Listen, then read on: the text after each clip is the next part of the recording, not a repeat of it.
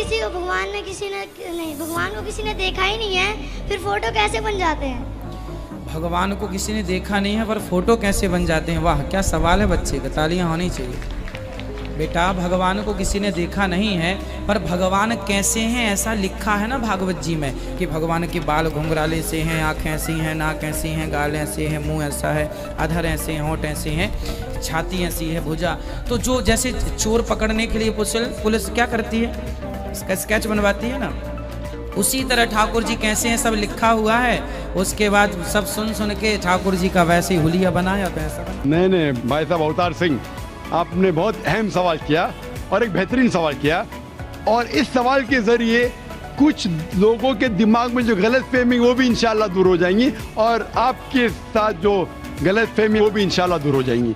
आपने बिल्कुल सही फरमाया कि हिंदू धर्म ने हिंदू ये समझते हैं कि जब पत्थर को पूछते हैं तो एनर्जी, आपने साइंस के बारे में कहा एनर्जी है, आपके इसमें एनर्जी, मेरे इसमें, मैं एनर्जी के बारे में बिल्कुल मुझे कोई इख्तिलाफ नहीं है, एनर्जी है। लेकिन ये कहना कि ये एनर्जी अल्लाह है, ये एनर्जी खुदा है, ना कुरान में लिखा है ना वेद में लिखा है। पॉइंट नंबर 1, ये आपकी गलत फहमी है कि ये एनर्जी खुदा है। कुरान में लिखा है कि उसके जैसा कोई नहीं है, there is nothing like it, वलम यकुल लहू कुफुवन अहद, उसके जैसा कोई नहीं है। यही चीज बाइबल में लिखा है, there is nothing like unto it in the heaven above, in the earth beneath, in the water beneath the earth. भगवान के जैसा मुमकिन ही नहीं, कोई भी चीज आसमान में हो, धरती पे हो, जमीन पे हो, ना कंकर, ना पत्थर, ना मूर्ति। वो ही लिखा है वेद में, न तस्य प्रतिमा अस्ति, उस भगवान का कोई अक्स नहीं, कोई पेंटिंग नहीं, कोई फोटोग्राफ नहीं, कोई मूर्ति नहीं। तो ये लिखा है धार्मिक किताबों में, लेकिन धर्म के मानने वाले अपनी आसानी के लिए तब्दील कर रहे हैं। मिसाल के तौर पे आप सपोज बिजनेसमैन हैं, आप एक कंपनी के मालिक हैं, आप एक अपना पुराना उसूल, किस तरीके से कंपनी चलना चाहिए, उसूल से चलते आ रही है। आपके कोई नई मैनेजर आते उसूल को बदल देते, आपके उसूल के खिलाफ काम करते, बोलते क्या ये और बेहतर होगा, इससे मुनाफा ज्यादा होगा। आपके उसूल है कुछ, आपके उसूल होंगे कि मैं ईमानदारी से काम करूं, आपके मैनेजर के उसूल होंगे ईमानदारी को छोड़ो, पैसे ज्यादा कमाने के। आपको जब पता चलेगा आपका मैनेजर आपके उसूल को तोड़ रहा है, बोलेगा मालिक ज्यादा पैसे मिलेंगे, रिश्वत दो। आप उससे सहमत है? आप बोलेंगे ज्यादा पैसे छोड़ो, मिलते क्या नहीं मिलते, रिश्वत देना हराम है।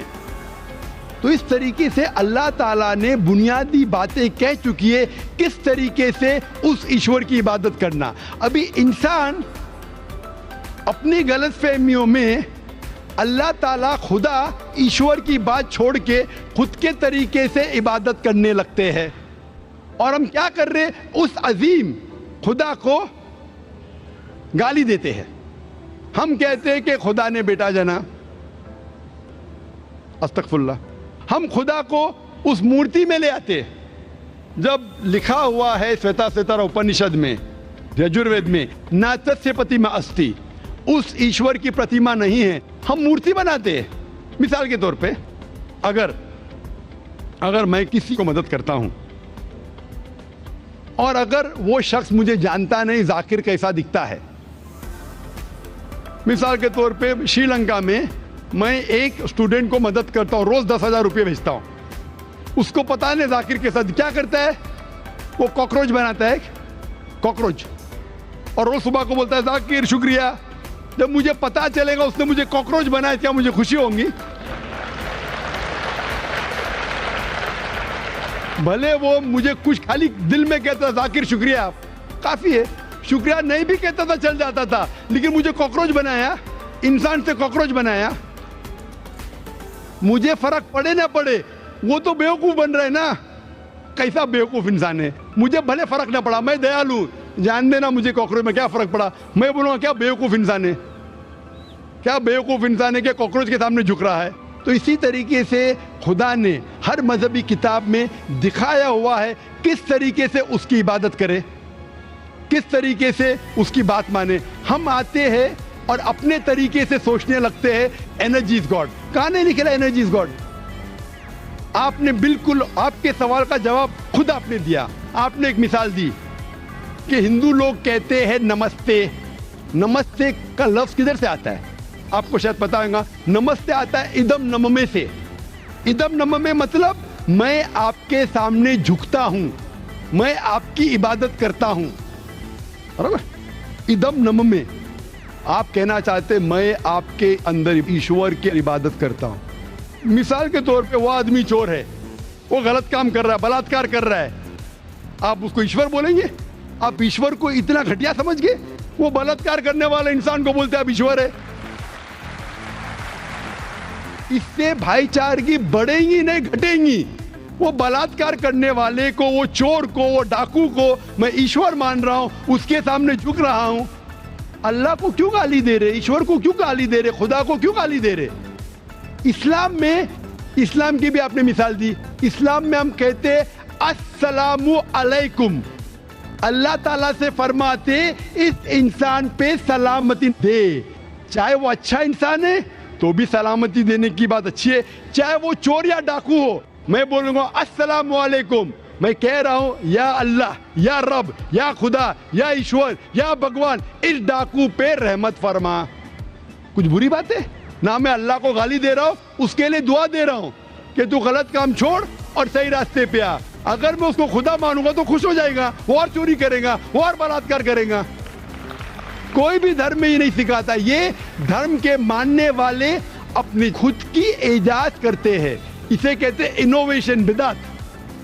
जिस तरीके से खुदा ने सिखाया है कि उसकी इबादत करे, उसी तरीके से हमें करना चाहिए।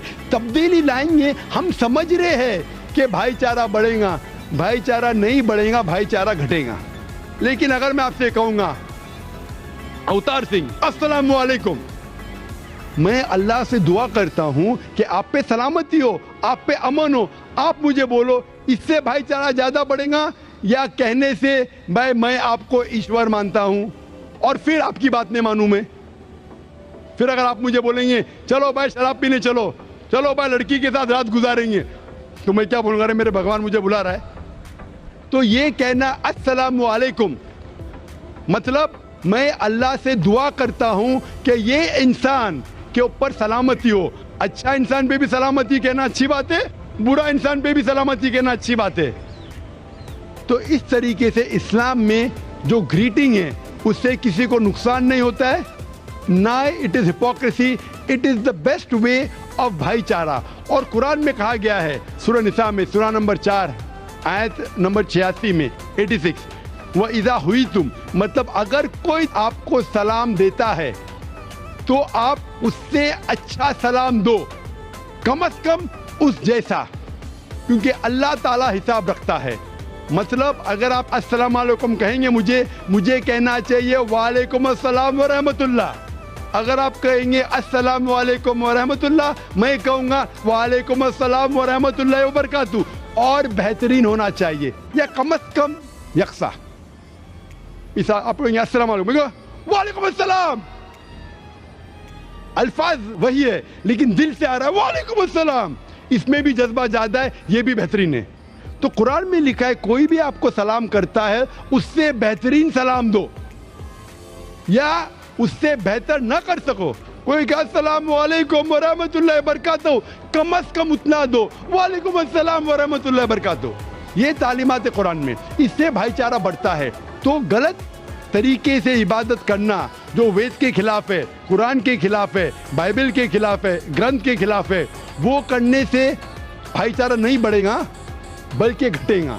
तो इसीलिए हम ये जाने ईश्वर जो हमारा बनाने वाला है, हमारा खालिक है, वो जानता है कि किस तरीके से उसकी इबादत करना चाहिए, वो बेहतरीन जानता है। मिसाल के तौर पे आपको डॉक्टर कोई दवाई देता है कि ये लाल गोली सुबह को लेना, हरी गोली दोपहर को लेना, आप बोलेंगे छोड़ो हरी लाल, मैं नीली गोली खाऊंगा। अरे वो डॉक्टर है, वो जानता है। तो इसी तरीके से हमारा खालिक, हमारा मालिक खुदा है, उसकी बात के ऊपर अमल करना। इसीलिए जो इंसान खुदा की बातों पे अमल करता है उसे कहते हैं इस्लाम, मतलब submit, he is called as a Muslim. तो जो कोई अल्लाह के मुताबिक चलता है उसे कहते हैं person who submits his will to God. Hope that answers the question.